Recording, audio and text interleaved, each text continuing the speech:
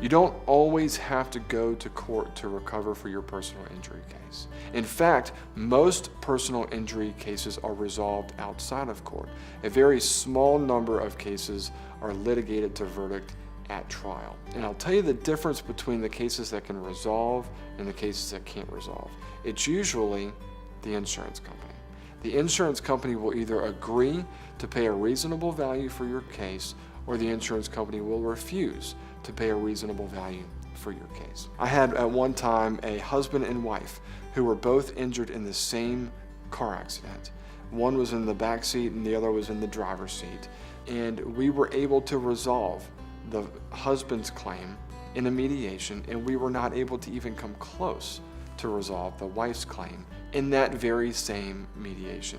And the wife's case ended up going to a jury verdict in Campbell County, and we got a result that we were very happy with. But the husband's case was resolved in mediation, and his case never saw the open doors of a courtroom.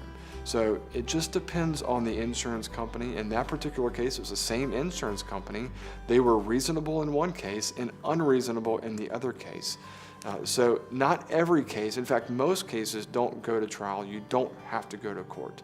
But there are those very few exceptions where the insurance company simply will not behave in a reasonable manner, and in those situations you have no choice but to go to court.